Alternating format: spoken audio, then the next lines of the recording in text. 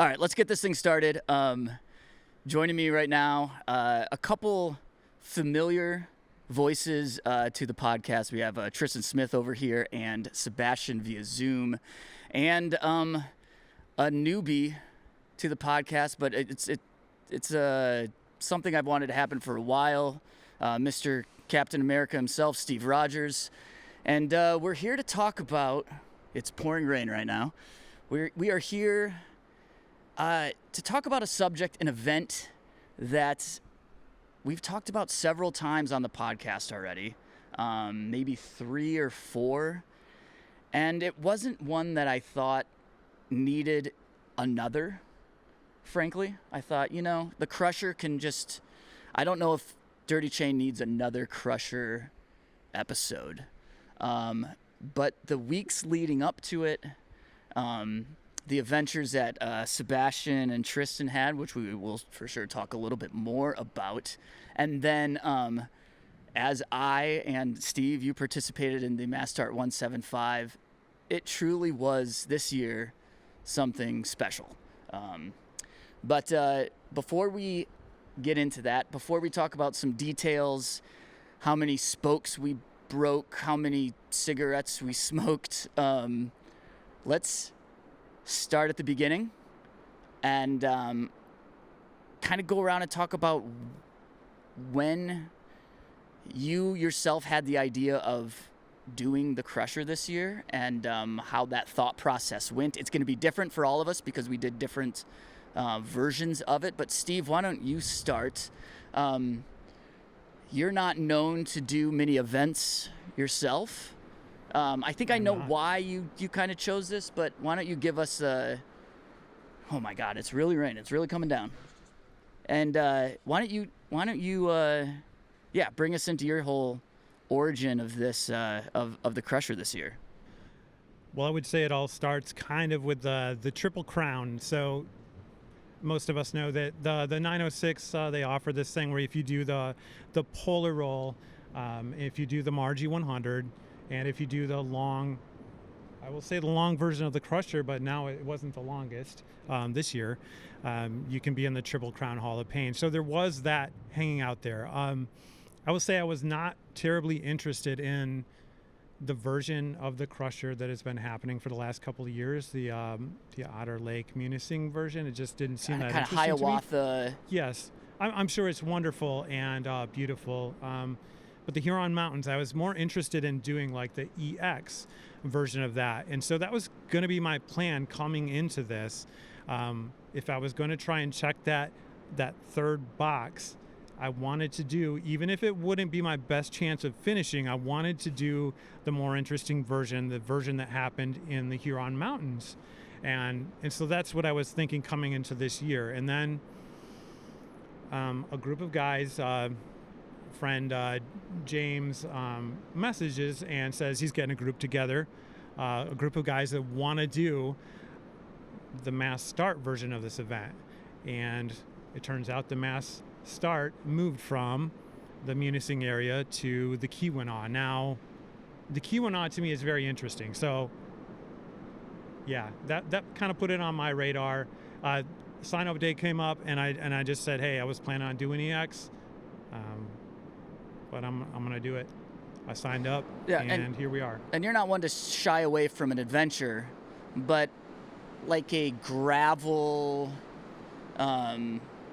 enhanced long ride may not be your ideal type of ride. You're more of a single-track guy.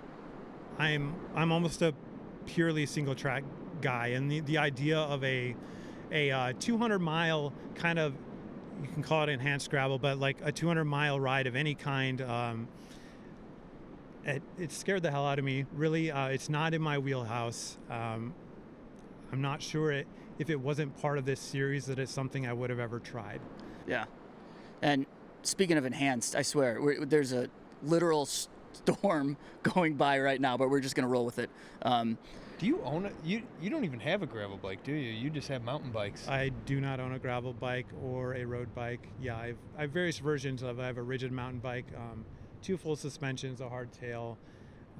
They can do what I want. I mean, the hardtail is fine for gravel. Half a fat bike now? Yeah.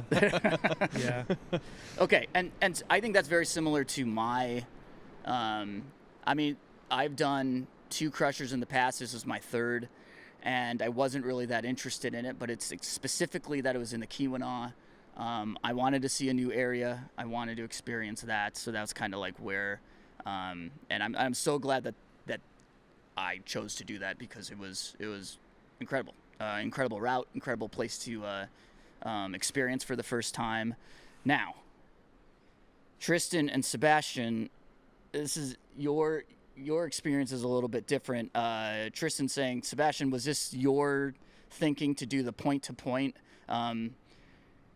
Sebastian, remind us all, like, the point-to-point started where and ended where? Yeah, so it started at, is it Stone Point or Stone? Yeah, Stone Point Lighthouse, near outside of Escanaba, is where it started, and then we ended in Copper Harbor. So it was 530 miles advertised. I think there was some bonus miles in there as expected. But yeah, it was a hell of a route, hell of a trip. Still trying to gather my thoughts from it, but inspiration was really the Moore route 2 years ago when Tristan and I did that. You know, it was probably one of the best rides I had done to date. And then, you know, this crusher point to point came out and seemed like a really awesome route all the way through the UP. So I signed up pretty early on. Actually, originally, I think, Trevor, I was supposed to do the mass start with you. Yeah. But then I switched over to the point-to-point once that was released. And I somehow convinced Tristan to join me on the journey. So I don't know what inspired him to say yes, but I'm glad he did. Yeah. What inspired you to say yes? Yeah, I don't know. Somebody was living high off of that Polar Roll Ultra, just going on and on and on about the point to point, and eventually we determined, you know, we had goals of doing the more UP route, and you know, this year wasn't going to be the best year for it, but next year we were hoping to do that. So instead, he said, well, we could do this instead, and you know, the dates worked out with my wife, my family, and it took a little bit of convincing for me to go ahead and say yes, but and I mean, you had to block off like an entire week, right? I mean, between like traveling up there and then so you started on Tuesday? Yep, I took Monday off, drove up on Monday, thought I had everything packed. I think just after I got to the bridge, I sent Sebastian a text of what I had forgotten and said, do you have this or do I need to stop? Important things you want to talk about now? Or? I mean, it wasn't in the grand scheme of things. No, it wasn't important. It was sandals. It was my sandals. So I just carried around his Crocs for 530 miles. Did you ever put them on? I put them on twice, I think. And God damn it, I was so glad to have had them, because they were after rainy days, that's for sure. And then, I mean, you finished, and we can kind of get into this, but you finished. Oh yeah, I put the Crocs on then too, so that was nice. But I mean, from Tuesday to essentially Saturday night. Saturday night, yeah. 4 days, 14 hours, 38 minutes, I think. Okay. Is where we rolled in. Yeah. I think it was 9:38 when we pulled into town. Just enough light to finish her off, get a meal, get some pictures, and get some beers before it turned dark. And then Steve, like, you had made the choice to do this. But then there's a lot of like other choices that kind of, and we can talk about this with Sebastian and Tristan too. But I think that, as Tristan brought up, you don't own a gravel bike or even no, you have a mountain bike, but like you chose to ride what bike for this adventure? Well, technically it's my fat bike, but I have a kind of plus size wheel set that I run on that, and I really like it for riding around here. I had a very large tire on there, a 29 by 3.25, so just on the very high end of a plus size, just short of being a fat tire. And I don't know, a lot of the stuff coming up, the intel coming into this was that maybe you weren't gonna want to run a skinny tire, and I have a lot of time on the bike. I was comfortable on the bike. I wasn't sure if it was the right bike, and to be honest, I almost want to say that it wasn't the right bike for the ride that I ended up having. But it got me to the finish line, so I cannot tell you that I would change anything about that. I know that we'll talk about that in a second too. But I know Sebastian and Tristan, you guys originally had an idea of what kind of bike you were going to ride, but then you kind of switched it within like the couple weeks prior to. Yeah. Who wants to talk about that? Yeah, I think originally we were going to ride our full suspension bikes, knowing that there was a lot of single track on the route. But then after listening to the podcast that Todd put out about the route, and him mentioning that a gravel bike with plus size tires would be the optimal choice, that's where we started to kind of question our decision on the full suspension bikes, and ultimately we decided that the risk of running suspension was not worth it. It's just another thing that can break on the bike, right? So then at the end of the day, was this the right bike to choose? I think it was. What day was it? Was it Tuesday when we said? I think this Tuesday we texted each other and said, "I think we made the right choice. What do you think?" And we both said, "Yeah, the bike was the right choice." I mean, keep in mind we're running 3-inch tires on these. Like we were calling them thick daddies. So like we had some squish. We paid for it in the single track. Like it wasn't fine and dandy all day. But man, when we got out to gravel, and this is where we could have done research and put some numbers together, but just seeing, like, anytime we saw people and we were out on gravel, man, we were moving so much faster than the rest of them with so much less energy. It was easy. It was easy on those sections for us. So yeah. Plus, keep in mind, like Bo, we rode our Bo Jacksons for the more route, so like we were experienced with it. Yeah, this was more technical single track, a lot more rocks, a lot more pushing our bikes, but we had done it before on Bo's, and the full suspension mountain bike. Really, you did the more route on your Bo Jacksons. Yep. But you have not. I mean, Tristan, you have not ridden Ramba ever. Well, some might argue that I still haven't, given the amount of miles I've pushed a bike through it. But yeah. Yeah. So that's. I mean, I guess that's where I'm sure a full suspension would have been nice. But the day that we rode it, though, Sebastian might be able to weigh in. I don't think we were cleaning much more than we attempted. It was just straight downpour. Rocks and downpour. Yeah, so you don't. Yeah, that's not even a bike thing. If you had a good bike, you probably do the same thing then, right? Yeah. Yeah, I still don't know if I'm still on the fence if I would do it again on a Bo Jackson. My hands were in a lot of pain from not having suspension. Yeah. I mean, towards the end of the ride, I could barely hold on to the handlebars. Sure. I mean, I had 120 millimeters of suspension, and I did 2/5 of your ride, and my hands were in a ton of pain. So it's, yeah, I mean, I think that's just saying, like, without suspensions it can be even worse. But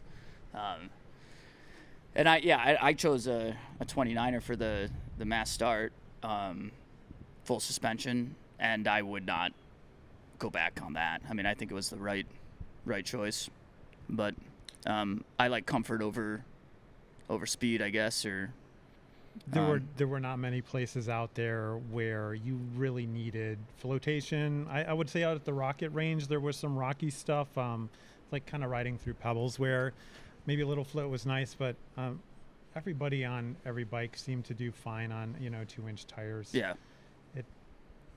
Yeah, I'd say the biggest problem with the drop bar setup was the brakes. For me, at least. I know Tristan started to get soft towards the end as well, but with a loaded bike and, obviously the conditions weren't great either, but you put a lot of strain on those brakes, and, I don't think they're really built for taking that kind of load. Towards the end, I mean, I didn't have a front brake for the last day and a half. That's interesting. I would have never thought about that. And will people intentionally put, like, I think so, like for like heavy bike packing rigs that they know, like say you're going to do the Tour Divide. I mean, are they putting like, I think they're running 2-piston or though. Like yeah. Interesting. Yeah, I'd have to look into it, but there's definitely ways that you can mount regular, mountain bike brakes on a drop bar. You do lose the ability to have a integrated lever. So what a lot of people do is they run a single speed and then they'll run mountain bike brakes, because you can't. There's no levers that integrate with mountain bike brakes with Shimano or SRAM, Axis or Ultegra or whatever you're running. So I think for me that was probably the biggest reason why I wouldn't go with a drop bar bike in the future, just to be able to run a different brake setup. Yeah, I think we're getting into some weeds of details that is great to talk about, but there's so many other things to talk about, and thinking through details as you're preparing for something like this. I know that there was quite a bit of conversation about routes, looking at routes. I know 175, all those mass start routes were like released. Todd released them like right like the week before or something. I don't even know if I had the finalized route on my Garmin. I'm not even sure. On my Wahoo, not even sure. I know the mass start routes, there were some floating around at some point, and then it was kind of like a variation of said route. But I know looking at the routes, there was a little bit of hesitation, I'm sure, for a lot of people. But I specifically want to talk about the point-to-point and Tristan and Sebastian. Looking at those routes, I didn't know what you could do to prepare for that, no matter what bike you chose. I didn't really think there was much of a chance that anyone would finish. Yep. Yeah. What in fact was the prelim number on the early course? And on the early course, that number was about 0% chance. It was about 0. It wasn't about 0. It was 0. It was 0. And then we got looking at the updated when Todd pulled out all the highlights of everything and just limited it to some of the best. Yep. Then it went up to pretty significantly, right? I don't remember at this point what it went up to 10%. 10%. You gave us a 10% chance. Okay. Of making That's gracious. It. I still feel like I probably in my mind thought 0%. Yeah. Well, I mean, I bring this up because, one, I'm not ashamed to admit that I did not give you guys a chance. But it wasn't just you. It was like looking at that route, looking at where they were taking everyone. It's like, who in the world is going to finish this thing? And lo and behold, like 14 people finished. And I'm happy to be proven wrong. But there's a bigger kind of subject here that I think things like Crusher, things like Marji Gesick get at is like, you put yourself in impossible positions, and then you realize that you are able to do the impossible almost. And I saw that with Tristan's ride, with Sebastian's ride. I saw it with Steve's ride. I mean, Steve, you wrote up something today or yesterday about kind of putting yourself in those positions to see if you can actually accomplish them. I mean, you want to going into, because I have you ever done a 200-mile ride before, Steve? No, I have one 100-mile ride, and that is the Marji Gesick. Prior to this one, now I have two. But I don't have a resume. I don't have a resume that has much of the stuff on it. I think the thing I wrote about was about there being value in trying things that are beyond a reasonable certainty of success. And I do think that is true. And for me, the amount of riding in here, I cannot think about that number. I've never ridden anything close to that. So for me, I had to think about it about time on the bike. And for me, Marji was a 17+ hour event. Yeah. And a lot of that stuff, that event went really, really well for me.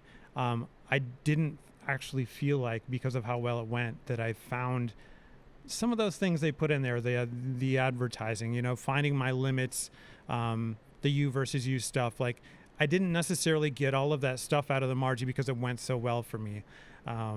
This ride was different. I was expecting it to be a longer time on the bike. I wasn't expecting that level of intensity. I found a lot of those things, the things they put on the tin. They say that this is what these 906 events are about. I got those things on this event.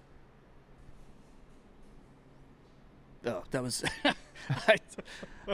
I thought Tristan had something to add to the conversation, but he just wanted another beer. I just wanted another beer, but I did want to preface with I don't know that I thought this was impossible or right. I think it speaks to Steve's mentality of pushing yourself to do shit that you don't think I didn't think it was a shoo-in by any means, but I certainly didn't think it was impossible, which is probably delusional. But yeah, I thought it was. I thought you were delusional. Honestly, I thought you were delusional. Yeah, I mean, I felt confident that we had a good shot. Well, I specifically remember the conversation, and it got pretty heated in your garage. We're drinking several beers and calling Ben Alter about the route, and it's. But you start doing the math, and you got in your head, and you're doing math. You know that meme, that Always Sunny meme, where he's like smoking a cigarette and looking at all the That's what I felt like you were like at that moment. And you're like, if we get to this point at this time, and this point at this time, and we ride this long, beer, and then I could get a beer here, and we could finish before. We could be drinking a beer while you finish. And I mean, you know what? I did some math wrong. Turns out I couldn't stay up that long. Yeah, to drink the beer while you finished. Turns out you were there way before I finished. But but it was in that moment. Gotcha. It was as we're talking through this, and I gave the 0% chance, and you're like breaking it down to minutes and miles and days and whatever, and I'm like, oh boy, I'm gonna eat my words. I just know it, because I could tell not only were you thinking through it, but you just had that motivation of like, this is a once in a lifetime kind of thing, and it's something that, like, I mean, you even were talking about, even if you weren't going to finish within the allotted time, you're like, we're gonna cross that, we're gonna do the entire thing. Yeah. I mean, I took off Monday through Friday, and then had the weekend off, and it would have really sucked. I mean, to keep going, quite frankly, on out through Sunday, or if we had to on Monday. But I know Sebastian didn't really have too much of an option in wiggle room, so we just had to make sure we got it done in time. But yeah, I was prepared to do what we had to do to get across the finish line, whether it be an official finish or after. Like, Steve, was that your thought too? Like, we're like, this is my chance.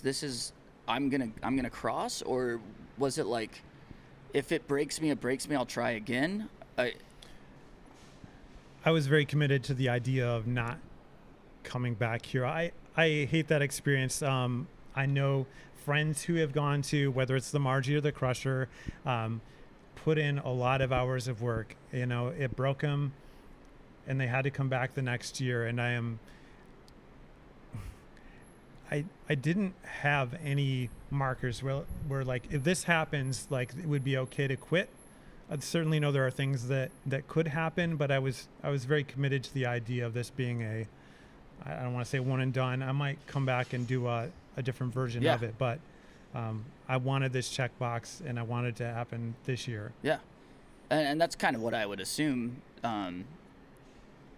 not being your favorite type of ride, but it's easy, I guess, to say that now, but in the middle, like when you're in Houghton or Hancock, and it's, I don't know what time you got there, and you realize you have another 100 miles, you got to get all the way back to Copper Harbor. Like, were you thinking, okay, this is my only chance, I'm going to finish this thing? Or were you like, maybe there's going to be another year, maybe a different year is my year? My doubts came actually earlier than that, because once you get to Hancock, even though it's like halfway from the top to the bottom, you are past where I want to say you're in that kind of 110 mile range, where the miles left just before we got into Hancock dropped into double digits. So I'm like, we had a really good sag stop there. I'm eating I asked for a custom grilled cheese with hot dog. So we're fine dining. Wait, hold on. Yes. yeah, explain this, please. Yeah. So the offer was like hot dogs and grilled cheese. Sure. Yeah. But I wanted both. So Michaela, my amazing SAG, actually SAG superstar, went and created this culinary excellence that I consumed in Hancock, which fueled my ride all the way to the end. A grilled glizzy? A grilled glizzy. Grilled cheese. Yes. A grilled cheese glizzy. Cheese glizzy grilled cheese. We're getting hung up here, but yes. Was the hot dog cut in half, or was it? They were cut in half lengthwise, so I thought maybe you would slice them in half. That would be really hard. I don't know what kind of utensils, knives were available, but yeah, they don't got much up there in Keweenaw. I don't even know if they have spoons or forks. Yeah, they might have just got. I just had a spork. That's all. So anyway, like I do want to say that the way the flow of the ride went on the mass start, we started with a whole lot of single track, and then after all the rain, we had a lot of silty, gritty. I felt like I was riding in cement. Like I really struggled with the first 50. After you got past 50, there's we're kind of getting into the heat of the day. You're kind of out in the sun.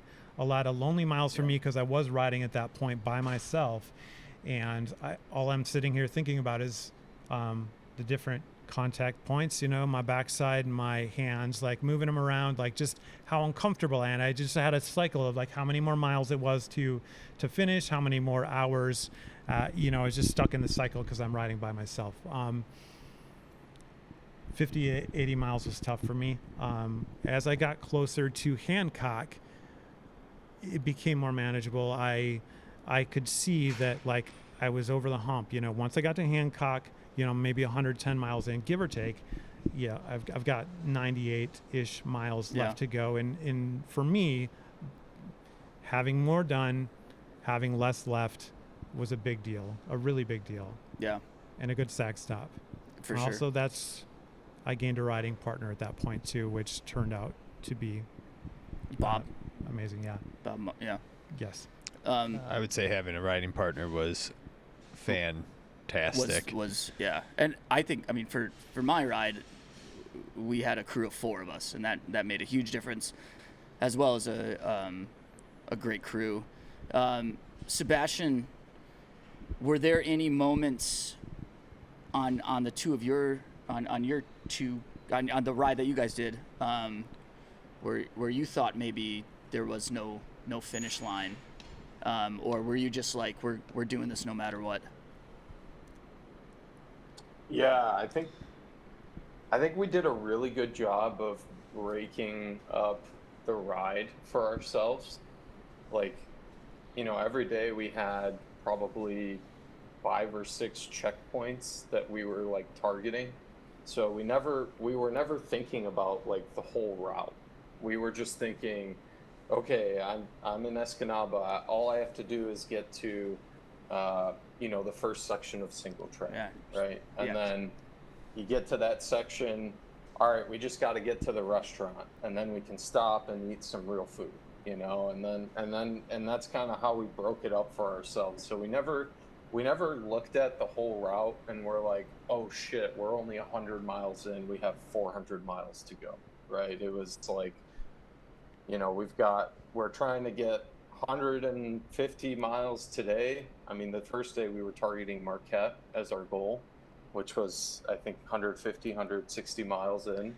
It was originally 165. Seemed very achievable. We've done rides of that length before, but intermittently too, we also had, our checkpoints of rest stops and gas stations and, whatnot. It was a little different for us because we weren't relying on SAG to meet us along the route, right? We kind of knew, okay, there might be a gas station here, there might be some real food here, but we didn't have exact planned stops. And really, anytime we felt like, okay, this is getting to be too much, or I'm feeling really tired, we would stop, take a break, drink some water, smoke a cigarette, eat some food, right? Like, so honestly, no, I didn't feel like there was a moment where we weren't gonna finish, because every day we were hitting, some sort of milestone. Yeah. And so those small accomplishments along the way really like fueled the whole ride, because we would get excited when we finished a section of single track, right? It was like, nice work, we're one more section down. So, I don't know, Tristan, if you felt similarly. Yeah, it was. Are you scrolling through Facebook right now? Well, I was gonna bring up a stat, and I couldn't remember if I shared the stat with Trevor or not. But yeah, I mean, to reiterate what Sebastian said, was we broke it down into small bite-sized pieces. That's why we weren't concerned about the big thing, is because we were just doing little things over the course of hours. Day one, we had anticipated, we had a stretch goal of 190 that would get us through all the single track in Marquette.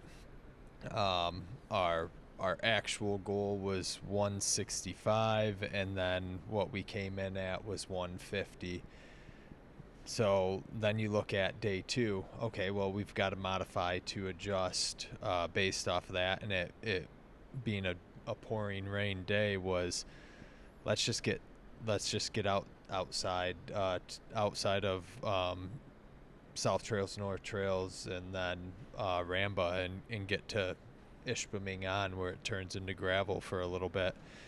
And we accomplished that. Day three was, I felt like we could go longer. I pushed Sebastian to try to go a little longer.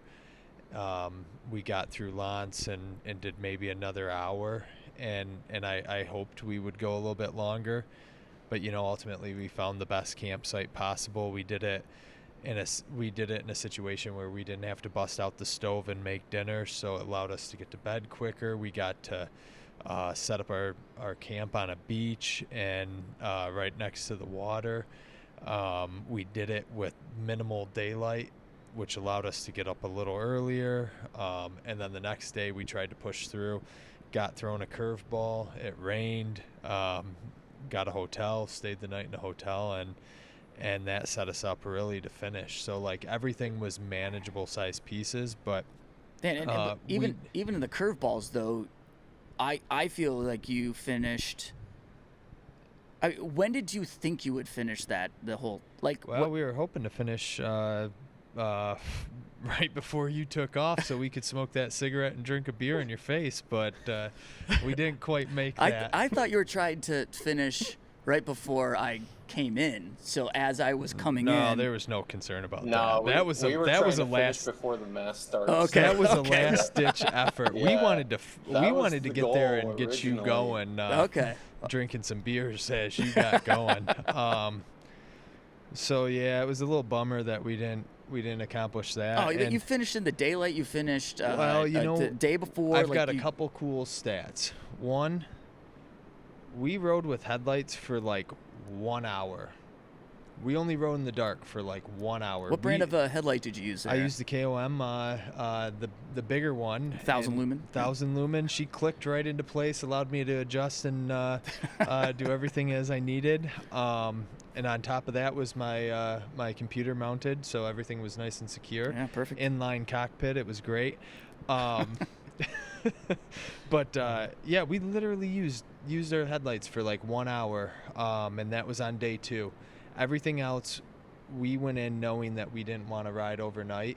We were gonna compromise and do it, but then got hit with a rainstorm and had to improvise, and it still set us up for success.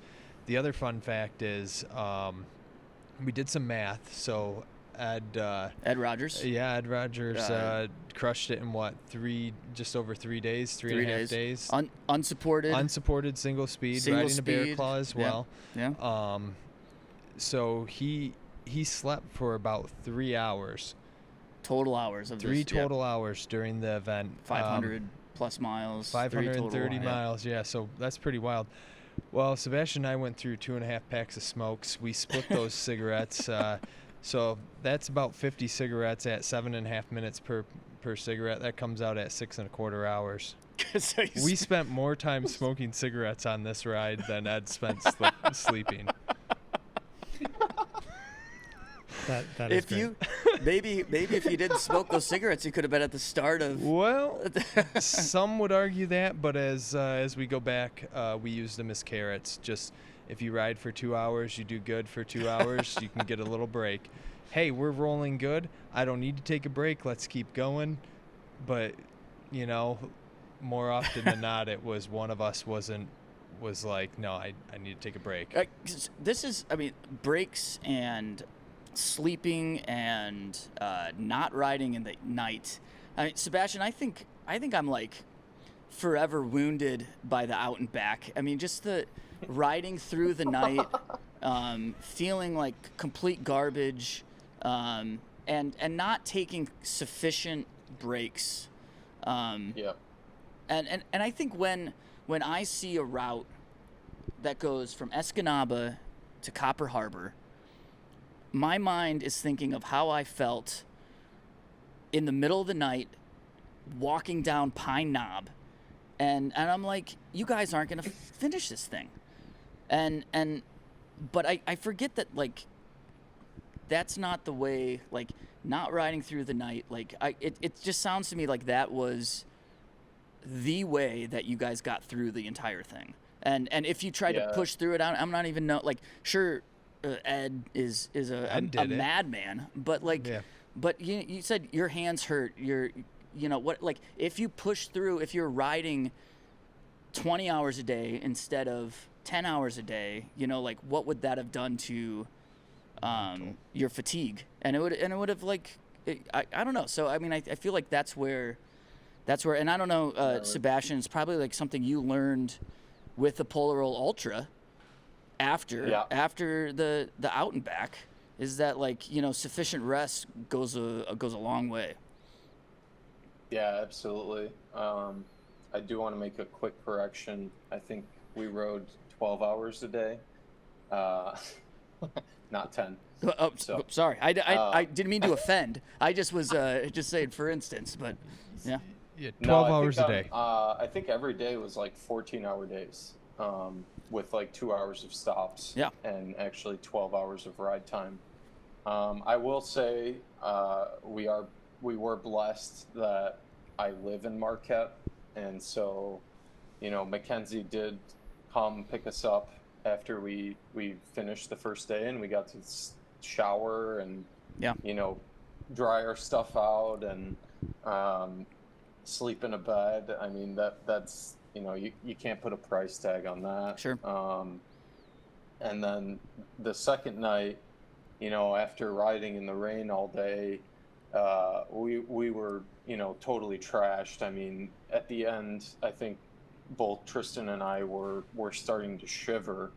So to think that we would have to set up camp in the dark in the rain while shivering is just sounds like death, really. I mean, we honestly were scared that hypothermia would set in if we went that route.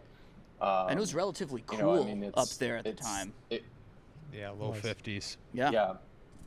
So the second night we also got to sleep at my house.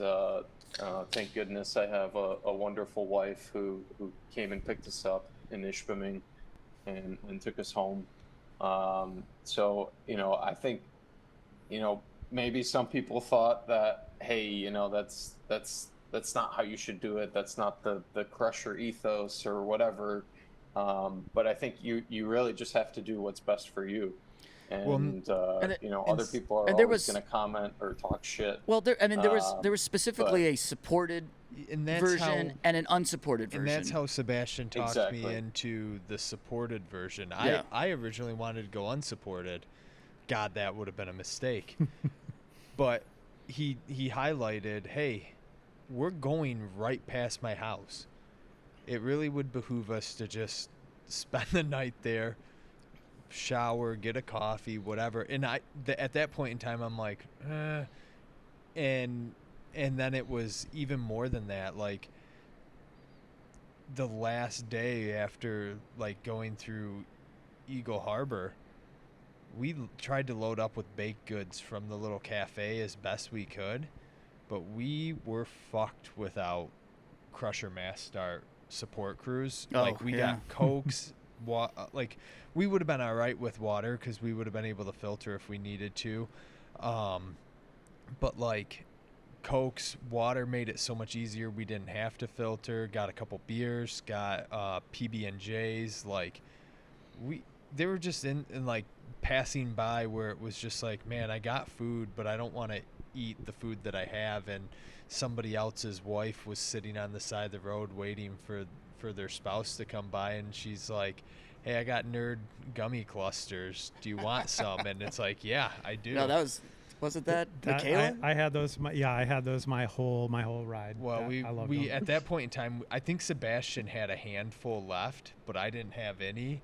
And I'm like, yeah, let's take. At first we said no. We rode past her, then circled back, and we're like, yeah, actually, we will take some nerd clusters here. Yeah, we were like, yeah, that would be dumb to not take snacks from someone right now. So we turned around and we're like, yeah, actually, you know what? We do want those snacks. And here's a bag. You can fill it. Yeah. Can I ask here's you guys? A bag. Can you fill? Here's my Ziploc. Can you fill it up for me, please? Yeah, good. Can I ask you guys? I'm not the interviewer, but I know multiple people who signed up for the point to point. One who made it to at least Harvey Marquette and pulled the plug after. I don't know if it was the first night or the start of the second day. I talked to one afterwards, talked about the heat, just the amount of heat on the first day, and then the wet that came afterwards. And how hard was that for you guys? Was it no big deal? The heat definitely bothered me day one. Mackenzie was commenting how my face was so red. I was preheat exhaustion, I would say. I didn't get into anything serious. I had plenty of water, managed perfectly, but sometimes the heat bothers me. And after day one, I felt it. So day two, I literally felt so much better being cold all day. And that gave me a reset. I don't know how it was for Sebastian, but for me, the temperatures except for at night, where thinking about going into camp soaking wet. Other than that, the temperatures for me were perfect. And even on Saturday, where it started to get a little bit warmer and it wasn't too terribly hot, I was really starting to feel the heat on Saturday too. But like, oh my God, it felt so good to go and dip into cooler temperatures. Yeah, I think we got lucky with. So, one thing I want to call out is when we started that first day, we showed up probably late. I would say to the Not start. probably. We started late. We by the time we packed our bags on our bikes and everything. You were DQ'd before you even started. No, we were the last starters. We were about a half a mile from the start line when everybody was riding out on the start. Yeah, we almost got hit by Todd's truck because we were riding in the opposite direction. So that was like, wow, what are we doing right now? Like we're already late to the start. It's so ridiculous. I'm not surprised hearing this, actually. But then we were out front. We wanted our sleep and we wanted our Mickey D's. So, it's priorities. You gotta do what you gotta do. We weren't worried about starting 5 minutes late when you have 5 days to finish something, right? Like that's kind of the mentality we went into it with, and we didn't feel like waking up at 4 a.m. to get there, on time. So, again, we prioritized sleep and rest over everything else, which I think was the best decision. One thing I wanted to call out about the first day is we were riding in a pace line. Tristan and I were up at the front of the group, and this was probably, I don't know, an hour, 15.2 miles maybe hour and a half into the ride, and a deer just bolted out of the woods, nearly took out Tristan, and unfortunately took out a rider right behind Tristan, who, thank God she was okay. No major injuries, but she got completely annihilated by this deer. But not okay enough to keep going, right? That was within the first hour and a half. And, an ambulance ride. There was probably like 15 people in the group, and everyone stopped, obviously, to help and make sure everything was okay. But, seeing that was like, oh shit, what is this ride gonna be? Well, and we're going up to cabins. All of a sudden, you're just like so concerned. But and Sebastian and I are we going. Were okay. Yeah. Sebastian and I are going to cabins, like knocking on doors where there's no cell service, trying to just get a landline, right? So Sebastian found one and called 911 for her, and luckily by that point somebody's satellite phone had connected, but like that was awfully scary. And you do these things and you are out there. You're out there and it's weird because like you almost get too comfortable. It's like if things go your way and nothing breaks and you don't crash or whatever, and then it's like kind of smooth sailing. You just follow your Garmin or whatever and just follow the map. Wahoo, yeah, of course. But like when stuff goes south, it can go south quick, and then you can be screwed. Which it seems like when you have a 500-mile ride, it's like, okay, yes, within the first 15 miles, like someone's already on the ground bleeding. This doesn't bode well. Right. But that's sorry, just to finish this one real quick. Yeah.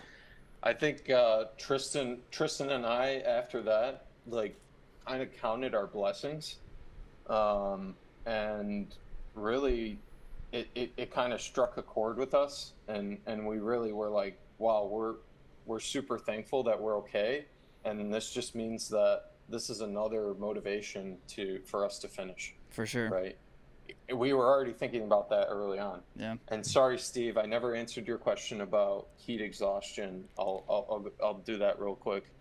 I think what I was getting at is when we rode with the pace line for a while, it felt really nice. We covered a lot of ground in a short amount of time. But ultimately, we got off the gravel at the hottest part of the day, and that's when we hit Valley Spur and got into some single track that nearly killed us. But anyway, we were lucky to get out of the sun. I think if we had been on the gravel during that time trying to push through, it really could have, made our day a lot different. So I think that was kind of a blessing in disguise. It didn't feel like it at the time, but now looking back, being in the woods out of the sun really helped us there. It's crazy also to think how Valley Spur just broke me down mentally, and I came out of it just feeling like shit, and I'm like, I just got to make it to Marquette, and I mean, there's the picture of Sebastian and I happy as shit at the hill right before Valley Spur drinking a beer, and we were just happy as hell. Everything was great. Then we got into Valley Spur, and dude, this thing just fucking crushed me. And then looking back at it, I'm like, why did it crush me so bad? That single track actually rolled really nice. It was smooth. It was just windy is all the difference was. It was super windy. That's it. It wasn't broody. It wasn't technical. It wasn't hard to navigate after we got on initially onto the right trail. It was not hard to navigate. The heat wasn't bad in the shade. I still don't understand why mentally I was in such a shitty spot coming out of it as I was, but I was at an all-time low at that point, and then coming out of it I was just at a fuck yeah, let's go. It is cool to get through some of those moments where you're on the other end of it and you're like, okay, I got through that, then what else? I mean, I can get through anything.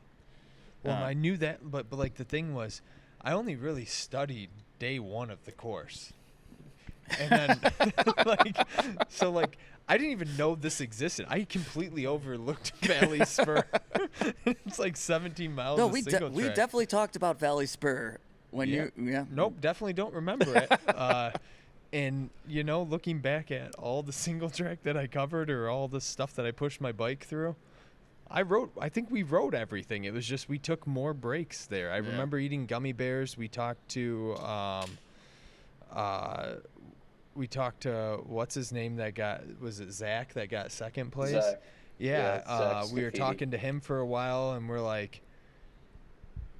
he's yeah, I'm in no rush to get around you, and I'm like, dude, Sebastian, we gotta let him go. Just let him go. I'm killing the flow. I'm just not doing great, and then as soon as we let him go, I felt a lot less pressure on myself, and it's just because I know that single track isn't my thing, and I'm not the best single track rider, and I felt the pressure of him right behind me, and it was just I don't need that on me right now, less than 100 miles into a 500-mile race. So two of my favorite things about the finish of Crusher, I mean, I had a great day. It was a fun route. So I was pretty glad about finishing, but the two favorite things that I had was putting my green dot and seeing your green dot, seeing Tristan and Sebastian's green dot already there. Because there's no service. You're not as we're riding, I'm not checking, to see where you guys are. Track leaders. Yeah. I'm just at that point I was just worried about getting done myself, and I finish, and I was kind of hoping I would see you drinking a beer and smoking a cigarette when I finished, but I understood. We ran into supply issues. There's a miscommunication on what rest stops we'd hit on Saturday. So we got into a situation where rationing was necessary. Pretty important. We had one left at the finish line. So that was one of my favorite things. seeing your green dots on the chart while I put my green dot up there. My other favorite thing is I slept. I woke up in the morning, and Steve's truck is still there because we shared a campsite, and I'm like, I definitely didn't hear him come back. And there were moments, and this is nothing against you, Steve, but there were moments in the day where I'm like, I don't know how these guys can finish. I don't know if Steve can finish. I don't know if Jason can finish. I don't know. Like, it just was a very difficult course. But I wake up and it's quiet. You're not there. No one's there. I almost assumed that maybe you would get there in the middle of the night because you had to pull the plug or something. Then I see some of our friends walking towards. It's like 8 a.m. I see some of our friends walking towards the finish. They're like, yeah, Steve and Bob are about to finish right now. And I was like, no kidding. And so went there to the finish, and we were just waiting for you guys. And it was there where I'm hearing about some of the stories of your difficulties throughout the latter half of and the story about the deer kind of made me think about the story about your bike and how things can just go south quickly. And it sounded like that did go south. It was fairly early, right? This was an issue you were dealing with the entire ride? Maybe it was.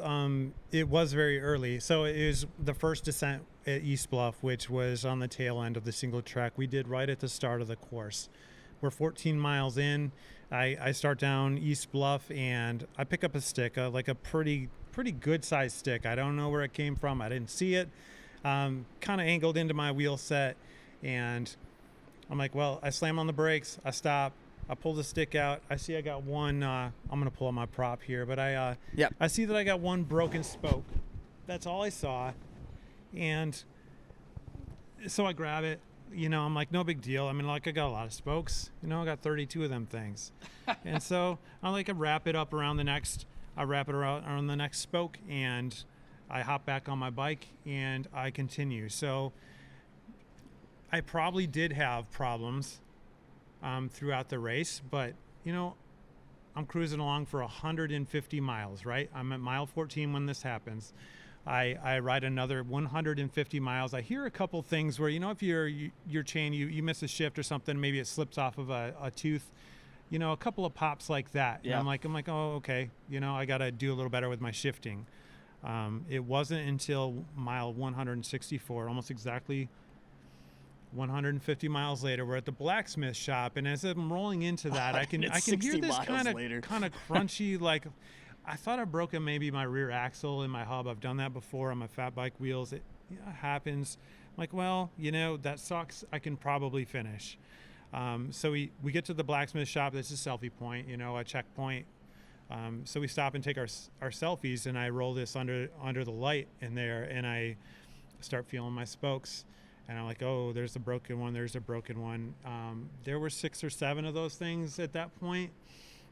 How many are broken right now? 11 are broken right now. So, yes. Wow. So I'm at the blacksmith shop. What I did is I wrapped up all the ones that are broken, which I want to say is 6, 7, 8 at that point. And then I took out my multi-tool and I started tensioning up all the remaining ones. And I'm like, I don't know if this thing is going to make it through. There's a realization there that, like, I've got the better part of 50 miles left, and this wheel is rough. And so my ride changed at that point from, like, can I finish? I'm getting to the point where I'm pretty sure I can finish. But then the ride became like, I don't know if my bike can finish. Right. And so we wrapped them up, and it went well for quite a while, actually. I want to say we did 13, 15 miles. I got caught on a climb. There's a lot of kind of rocky 2-track climbs on this race, and I just kind of got caught in a rut on a bad line. I had to push up out of the rut, put a bunch of power down. I hear like ping, and I was like, I lost another one. So I hop off immediately. I wrap that up. I move on. I keep riding. But as I go, I keep making those kind of mistakes. And it was always when I was climbing, I couldn't put down the hard power. So I'd be like, if I get to a really, really steep spot, I can't ride it. I'm just going to hop off. I'm going to walk it because we're going to be going that pace anyway. And then, I pop another one. and then I pop another one. And I wrap those up and I keep going, and just the threshold of the amount of power I can put into this wheel is getting lower and lower and lower. And like my faith in it is also getting much lower. And we got to a point, we're on our way to Eagle Harbor. We had an unscheduled SAG stop on the way to Eagle Harbor. Michaela's there, Cheryl's there, I think the Coopers were there, and the Coopers I think were sleeping at that point, but I was offered a bike, like just finish on my bike, you know, and I'm pretty sure that falls. I'm like, and this is what I said. I think I think that's probably outside the parameters, you know, and like I probably would do it if I had zero faith that I could finish on this wheel. Yeah. And I'm like, I kind of think maybe I can get there. And I'm like, hey, it's a great story if I can finish on this wheel, you know. So I pushed on. It was going to be 13 miles to the next stop. Yeah. And which was the bottom of Brockway, right? Yeah, maybe this is when we were on our way to Eagle Harbor. Okay. And again, that was our last big stop was at Eagle Harbor, our second to last checkpoint. And we stopped for quite a while there. We sat down, we took on some food, you know, and again, like I'm questioning, like, is this thing going to make it?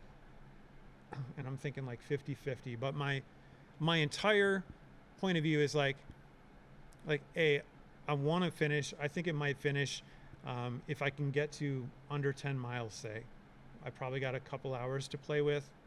I can probably walk/run and get to the finish line. So that's all I have to do.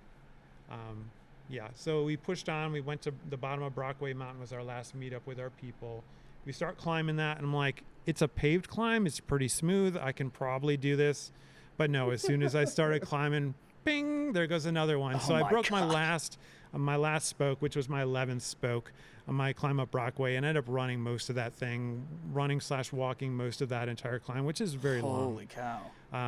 It's just long. Yeah, that's a long climb. And I want to say we walked it. Yeah, kudos to Bob Martin. We rode from Hancock all the way until the top of Brockway. I rode with Bob, and I so appreciated having company, taking my mind out of the cycle of thinking about all the things that hurt. Really improved my ride. But yeah, we got to the Brockway, and I was gonna like cut him loose, but he decided to cut into the single track down the hill to finish, which I'm glad he did. Were you able to ride that? Because that's what I heard all this story about your wheel and how you might not be able to finish because of the wheel and the spokes and I'm just thinking about the single track, and it's not rough single track. It's pretty smooth, but it's all down, and it's a lot of switchbacks. Except for that first part, the Raptor Ridge right off of Brockway. Yeah, it has like a lot of downs and ups. Yeah, you're kind of climbing over rocks, and like I could not get the momentum or put down the power to get over this. So I had to walk a lot of that. But then once I got onto the flow, it was very slow. I did not have a lot of flow. But I did make it down there. Daisy Dukes was actually that's the very last piece of single track we ran. Was actually okay on it, and I enjoyed that. Would you have had the energy? Say your spokes were fine. Would you have had the energy to actually enjoy flow at that point in the day? I think so. If your bike was intact. Hey, it was a new day. The sun was up for a couple hours. You know, it was, I actually felt a lot better at the end than I did at certain points, kind of before we got to the middle. And I will say I've learned a lot about myself over these last. I mean, I don't have an extensive resume, but I kind of start up here on these rides, these very long rides, and I kind of taper and I fall and I start to question myself. I start not feeling well, but there's a certain point where I found that I come back up, not to as high as I was before, but to a certain plateau, and then I kind of normalize and I can kind of keep a certain effort for, I don't know how long. And I'm not sure. 7.5 hours at least. I'm not sure if you've experienced this before, but you did this last weekend. Sometimes that when you get back into the sunlight, that really helps. Like if you ride all night and then you all of a sudden you start seeing sun again, then it's like, okay, I'm kind of reborn a little bit. Not as, like you said, not as strong as you were before, but Also knowing you've only got 20 or 10 miles left, it's a big deal. Yeah, it is a big deal. Absolutely. But then seeing you roll through the finish and being there to see you roll through the finish after all of that was pretty awesome. And I think that my favorite part of the entire weekend was like the fact you get through that whole thing and you circumnavigate the Keweenaw essentially.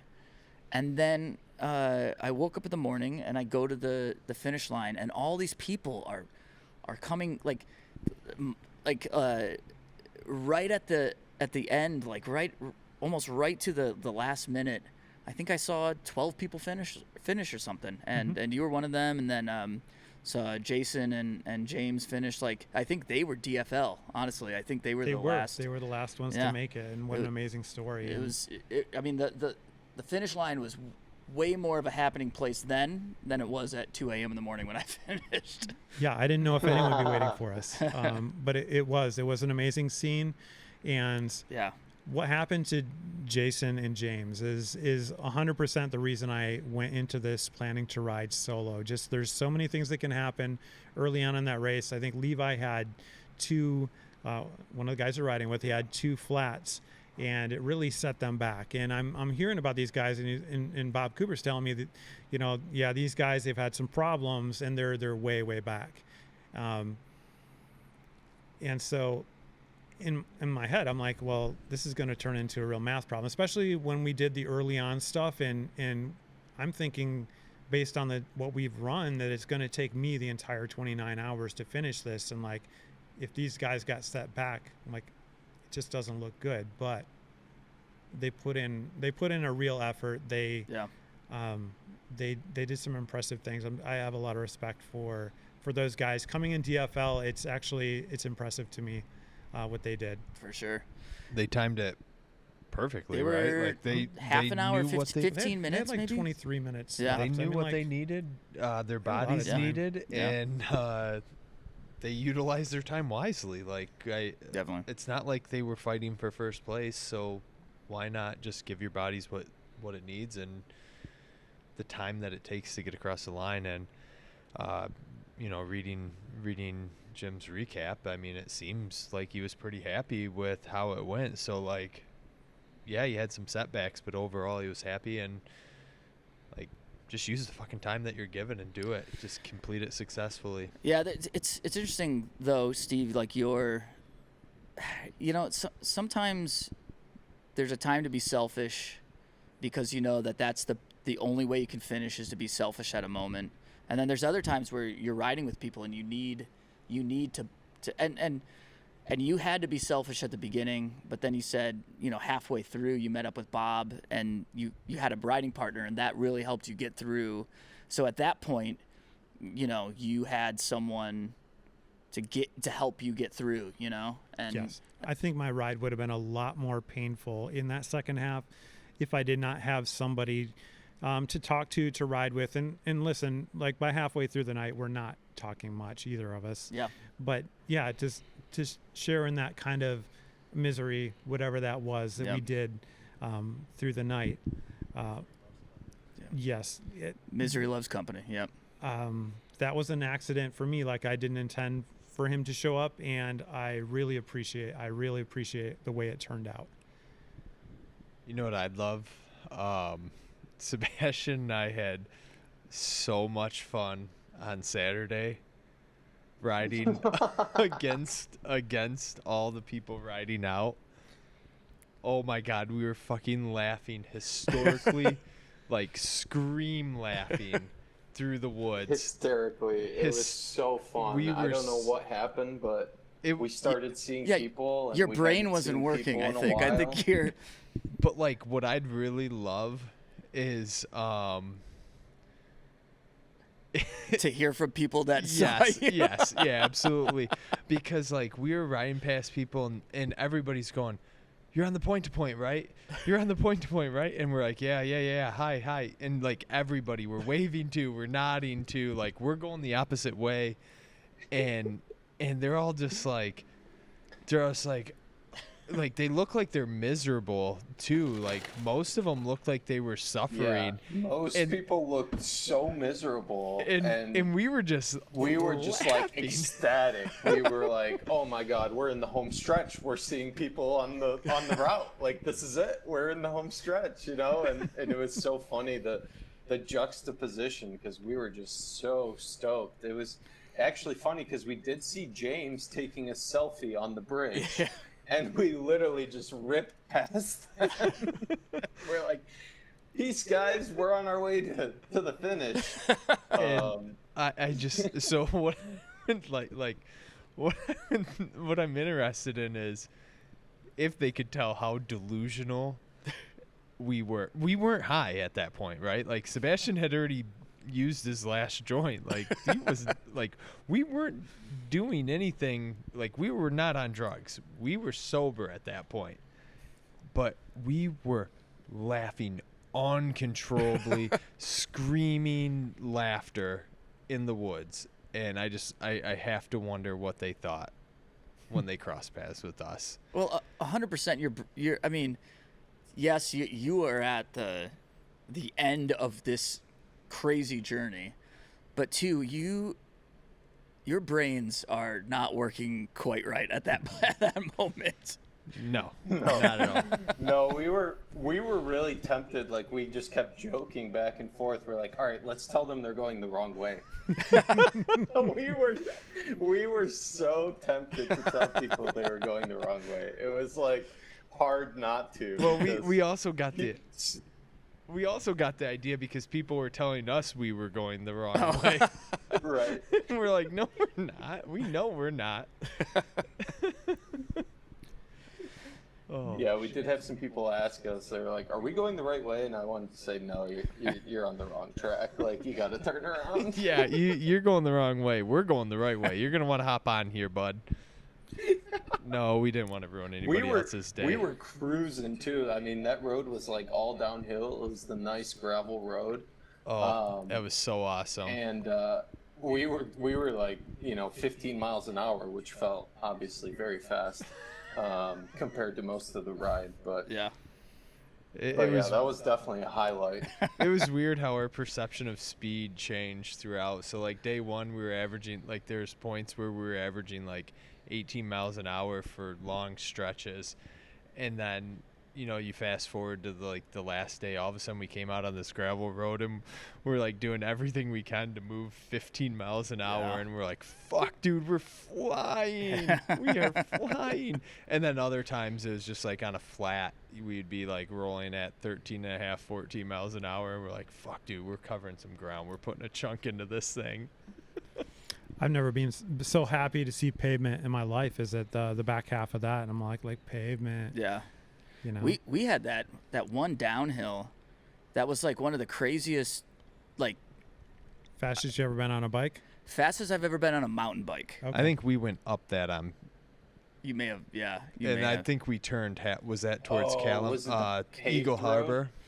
No, it was before that. It was before we got to. Okay. It was the Calumet Air Force Base. We had a checkpoint at the Calumet Air Force Base, and then right after you left there was a long downhill, kind of flattened out a little bit, and then it got even steeper. And yeah, I think this is on the south side of the. You're right, but it's on the south side of the route, so it's something that you guys didn't touch. Yeah, we did not have a long pavement descent. It was I think we got to like 46. I got like 46 miles an hour. I think like Mitch got like 48 or something. Like, yeah. Wow. I'll have to check my stats on that. But our friends Travis and Levi missed that checkpoint, hit that super, super long, fastest downhill ever, got to the bottom, That's realized, the one that they had to go up? They had to go back. Oh, my God. Can you imagine? Oh, I can't imagine. Sebastian, you can imagine missing a checkpoint and having to go back up a really big hill. Oh. I know the feeling very well. Yeah, you've done that before. So have I. Yeah. Crusher 225 EX, baby. Yeah. Oh, man. By the way, Tristan has gotten a new nickname. It's probably not as funny now as what it was, but he became the gravel hog. Because anytime we'd hit the we'd hit the gravel. It was just like he just got in a zone, dude. It was like, what's going on? We just did 20 miles of single track, and he's like, yeah, but look at this beautiful gravel. So I started calling him the gravel hog because he just hogged that road right up, baby. Well, and then so we come out of the single track. I'd resume the position up front, and we'd go up to single track. Single Slayer over here. He'd hop on the front and navigate us through those windy, twisty turns and get us through. Yeah, I did a lot of training with my riding with my wife. Not to say that she's slow, but she is pregnant, and so I did some training rides, learning how to ride slow, and it really paid off. Went on the single track sections with Tristan. I will say that. All to say that Tristan is slow, not to say that his pregnant wife is slow. Yeah, just to say that you're slow. Exactly. Hey, man. That's exactly it. Thank you. On single track, we kept it rubber side down until 5 miles left, and we both crashed. On a bridge? Oh, was it on the bridge? On the No. Oh. We so going up the climb, up the point where you couldn't hump it over any of the little hills and the little climb up that single track to the flow. We were going around a curve, and there just happened to be a rock right in the middle, and I rolled my front wheel over it and just smashed right into the side.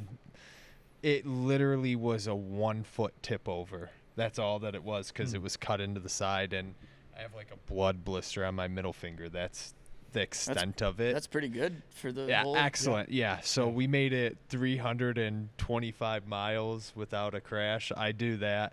Then we were slow rolling. Sebastian thought I was further back behind him on the downhill right on before flow. the on flow, right? on the Coming flow. out of flow. Right On flow, before yeah. that wooden bridge section.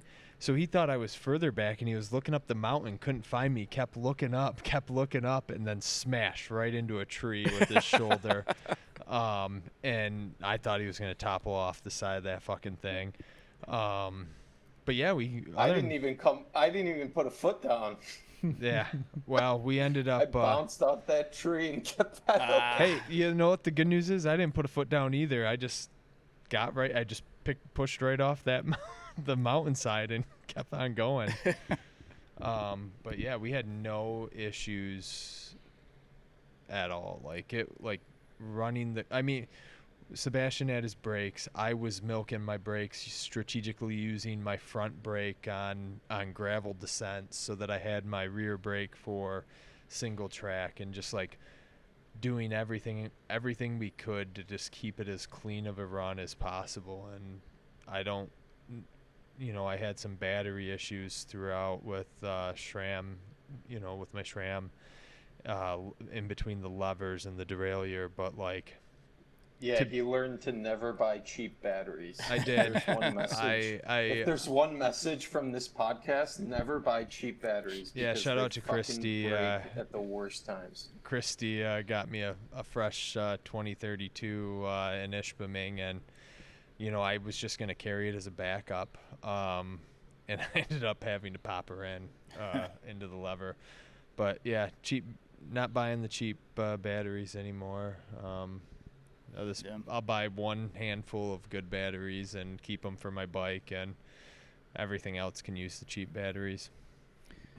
Yeah, and for the brake issue, I will say we were carrying 2 sets of extra pads. It was not a pad issue. My caliper started leaking fluid, so it was donezo, and there was no set of pads that was gonna fix it at that point. So yeah. I mean, I just didn't want to fuck around with changing pads and doing all that shit in the mud, and knowing that we were gonna hit more mud, and I really just wanted to leave it with what I had set up, and it was just trying to manage resources appropriately. And I don't know how we could have done anything better except for eliminate maybe some smoking breaks, really. But it kept us happy. I am wildly impressed with the three of you and the fact that you got this done. And there's something about like the Crusher that I wasn't sure I was going to do it this year. They changed the route. I decided to do it this year. And then I realized as everything is like, I see your green dots. I see Steve finish. I see these people finish. It's like, you know, in a way, and Sebastian, you were like, in a way, Crusher started it all for me. You had done a few longer distance things, but it's that 2020 when we did the EX, the original, the OG EX version, the 225. Yeah. That ride, COVID. that was the ride that like really got me, like, okay, let's like this long stuff is hard. It's a pain in the ass. It's stupid sometimes, but it's worth it. And I felt that this year. I felt more of that this year than I felt in a long time. And I hope that you guys, like, I don't know. I mean, Tristan, this was your first Crusher. Steve, this was your first Crusher. Mm-hmm. So anyways, I mean, I think not only was it his first Crusher, it was his first 906 event. Really ripped the Band-Aid off there and just went for it. Well, I mean, and you got the Marji 50. You're really sandbagging with that 50, huh? Yeah, I really am sandbagging. You know what's sad is after day 2, I started thinking about transferring that fucker off. Like, nope, can't do that. This is pointless. Got to get rid of it. You'll be fine. You'll be just fine. Yeah, I just got to settle back in. Yeah. I don't think I have the 100 in me though. But anyways, I mean, the Crusher just it is a special thing, and the route this year was I think it just was a special route, and mm-hmm. I'm just so proud of the riders that I know, the friends that I know that ride and finish this shit, and then the people. I mean, the people that go up there just to support us. I mean, that is wildly ridiculous that they will spend the entire day handing out food, Cokes. Making hot dog glizzy, grilled cheese glizzies. That's right. And so, yeah, I mean, it's a cool experience, and I don't like. Will I do that again? I don't know. But at this time, when I was podcasting with Scott after last year, I thought maybe I won't do this again, and then here I am. I did it again. So, yeah. Shoot, I just the appreciation for the amount of effort that went into the route. Like I don't understand how one person is appreciate the right word. Yeah, I think it is. Okay. You know, at the time, it might have been, what the fuck is he doing with this? Or why are we walking our bikes up this creek through a rock gorge? Like, what is the purpose of... Well, the rock cut. Yeah, the rock cut. Like, you don't get all the great without some of the bitching. And like all the nooks and crannies, and I know Todd didn't just come up with this on his own. He had help, but like him and whoever helped him with it, it's like, how did they find some of these fucking trails, some of these nooks and crannies? Like, it's truly spectacular. And like the appreciation I have for seeing stuff that most people will never see powered by themselves is spectacular, and that's the value I got out of the ride. Was an unbelievable experience that, you know, obviously I had a lot of support mentally and Mackenzie physically. So yeah, it's just amazing to accomplish something like that. For sure. Yeah. That was probably one of the best ways to kind of wrap it up, unless anyone else has any further thoughts. Steve, you good? I am. I would talk a little bit about, we had a stop pretty late, like 150-ish miles in Seneca Lake. There's this group from Grand Rapids, this guy named Gabe. He had a group of 4 people. The switchback crew, yeah. Yeah. They were just ahead of us. We kind of seesawed with them a lot. They were just popping out of this ridiculous single track, which we hadn't ridden yet. Stupid. Yeah, it's swampy It's on the backside of the lake. You guys did that too, Seneca Lake? Yeah, Sebastian, this was where it was Swamp Dick. Yeah, it should not exist. Swamp Dick, remember? I think there should be trails everywhere, but that trail should not exist. Yeah. Anyway, we had a great sag stop. We had ramen. These guys come out here talking crap about that trail. We weren't sure if they were serious, and we found out. It was so good for the first mile, right? Yeah, no, and then all of a sudden it went to swamp. Terrible. Yeah. It was awful. But coming out of there, this crew from Grand Rapids, they had found a guy in one of these ridiculous sections with a giant puddle of water. He had crashed. He had crashed. I think his name's Nick Muma. Yeah. Yes, he had crashed in a giant puddle of water. He lost his Garmin, and so they came upon him. This is a great crew, but they helped him try and search for it. You know, the Garmin's long gone. It's they in never the puddle. found it. It's in the puddle. I'm like, he's like how are you searching. gonna He's finish? trying to dredge the puddle. Was this like a like one of the road puddles where it was like up to the waist, like "Honey, leave the quarter, it's not worth it" picture, or like in the swamp that he lost his? Not in the swamp at Seneca.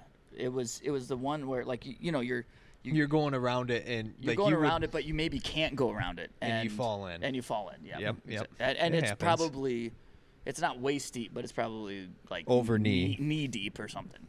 But why I bring that up is these guys, these 4 guys from Grand Rapids, they come upon this guy and they see him and he's got no chance of finishing with no Garmin. You know, he can't take his selfies. Like, I don't know. He's in a bad way. Yeah. They come upon this guy, they pick him up and they decide that they are going to take him across the finish line. And we run across them and he tells us this story at Seneca Lake with all the stuff that happened in that spot. And there's just those moments like that. There were so many great moments. People really shined. The people who are doing support, the people doing the event, pushing themselves beyond anything they ever expected. There's so many great moments like that these events bring out of people, and I really, really appreciate that. Yeah. That.